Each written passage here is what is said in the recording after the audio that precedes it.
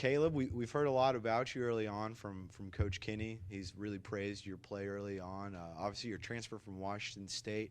What made you want to come here? What made you, of all the offers you had, what made you pick the Bobcats? There was a situation that happened at Washington State where I had to get labrum surgery, and there was a fallout with that staff. And I had a connection with Coach Greg. He had already coached me in junior college, so I came on here on a visit and just kept an open mind. I was really committed to UConn. I was thinking about going to UConn, but when I came here on my visit, it was just a genuine connection, and the biggest thing was just I felt comfortable, and I could see myself doing the things I wanted to do. So that was the biggest reason that I came. It's a little warmer than UConn too, right? That helps. Absolutely. I look at the weather every day. From Pullman, it's usually like a 50-degree to 40-degree difference every day, so I'm always thankful when I'm waking up. You know, a lot of new guys in the DB room. You're obviously you and Josh Eaton and a handful of guys. What's it like? What's the relationship like with everybody? Obviously, there's some guys from the last or on the roster last year, and all the new guys. How's that working out? I would just describe it as competitive and fun. Everybody in there is extremely competitive, and everybody in there has a good personality, so everybody's able to vibe with everybody in the room, and I would just say it's extremely competitive, and that's how I would describe it. You know, the 4-2-5 defense that we've been seeing out there, a lot of man coverage, as Coach has been saying. I'm sure you like that a lot, getting in there in man coverage. What's it like been adjusting to this new system? Not really that big of a difference. At Washington State, we ran a lot of man coverage, and we ran a one-high system similar to what we're running now, so it's actually really easy to transfer with some of the stuff that they're asking me to do. So that also made it comfortable as well. You know, last week we talked to Nash. You know, he's also a transfer. You know, coming into Texas State. You know, just kind of adjusting to the place. How was your adjustment coming over to San Marcos? You know, mixing with not only with the new transfers but also the previous players from the previous coach. I think the biggest thing is when you come down here, San Marcos is a nice area. I'm from Texas, and even coming down here when I was growing up, this was always a place I'd love to come down and visit.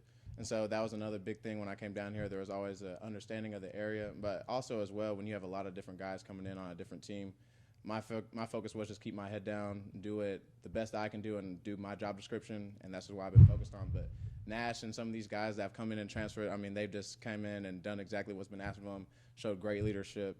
And so most of the guys that we've transferred in have just meshed as good as you could think of with the team, so that's always good. Also, what does it feel like being back in Texas, you know, after being at Washington State? Fantastic. That's all I can say. Fantastic. I mean, from being able to visit my family on a regular basis if I wanted to the weather, to just the comfortability, and everybody in Texas takes pride in being from Texas, and I have the same thing. So when I was able to come back and also play for a school that had Texas in the name, there was a lot of pride in there for me personally. What's that relationship like between all the defensive backs? Is it a very competitive room in there? It is, but it's also always fun, and I was thinking about that today on the field.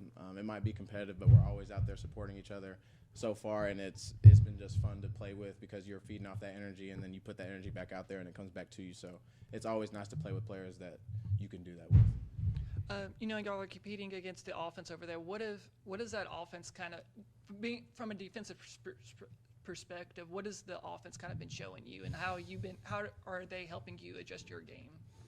I would just say conditioning. I mean, you come back, they run a fade route, and you have to come back and do the same thing. So the biggest thing is it's taught me to think really fast and be able to stay on my feet, but also to be in great condition while I'm doing that. So those are the two stretches that I would think have pushed me the most, is just my conditioning and just the mental process of lining up, getting my checks, and knowing what I need to do. Now at DB, you're more of a safety, right? I'm a corner. I mean, I could play safety, but I'm a corner. Whichever they want from you, right? Well, so that's Coach Greg. What's Coach Greg like? Playing for him, seeing him in practice. I see you smiling, so I feel like you have something good. I've had that relationship with him for going on 5 years. Got to see his start of his career at junior college and see him work his way up to here. He's earned it, and so that the connection that we had at Kilgore just immediately transferred to when I came here. So I have nothing but good things to say about him. You know, both the DB coaches, we got to talk to Torrey Spears last week about Coach McCoyle. He's a taller safety as well. He was talking about how he liked that. They bonded over that. What's Coach McCoyle like out there? He's great. He comes into the weight room. He'll lift with us. He's just one of the guys. He doesn't try to do too much. He just does what's asked, and he doesn't try to overcoach anything. He just does what he thinks that needs to be said, and he leaves it at that. So I think he's very articulate and doesn't do too much as far as that, and I think he gets a lot out of his guys by doing that. Coach Kinney, when he came in and gave his opening remarks, seemed real excited, said it was a really good day, that you guys were physical, liked the tackling out there. Did you feel that out there? Did you feel like putting on the pads just kind of invigorated everybody at practice today? Absolutely. I mean, we were really only supposed to go one live period today, and we ended up going live the rest of practice, so that kind of showed the kind of mentality that our coaches have and the kind of mentality that our team has, and the energy. You could just feel it from the defense. It wasn't just one person that you could point out. Everybody on the defense was giving it, so that energy was going throughout the whole group, and we just fed off of each other. Not too physical, though, right? Not hitting quarterbacks? Oh, not hitting quarterback. Well, Malik gets out there and he starts putting pressure on you. It's kind of like you kind of just in a situation want to, but no, we can't put our hands on him.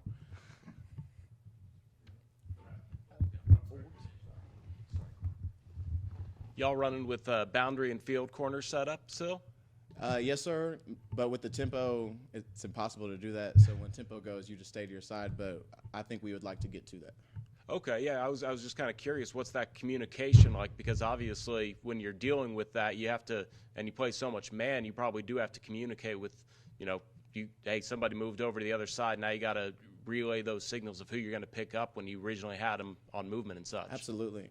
I think in this defense, you can get it to both sides, regardless if you're to the field or to the boundary. There are certain keys and checks that you got to make, and predicated off of the motion, we have to make certain checks. So I'd say there are things in the boundary that you probably have to read more. But I think in this defense, you still have to make a lot of checks to both sides. And what is it like being the new staff coming in and just everybody learning this new system? Obviously, a couple of those UIW transfers probably have some knowledge on how it works, but overall, just everybody trying to just build from the ground up. Absolutely. We're just keeping our head down and doing what's asked of us. And it's really that simple. We're not going to do too much. We're just going to do what's asked of us. And you have great hair, but how do you fit that in the helmet? Usually I get it braided right now. We don't get paid till the 1st, so I gotta wait. But usually I have it braided so it's not as crazy. But yeah, I do need to put some product in it. But after a practice, you just put the helmet in, make sure you scooch it, put it down, and then it'll fit all in there. Nice. All right. Thank you, man. I appreciate it.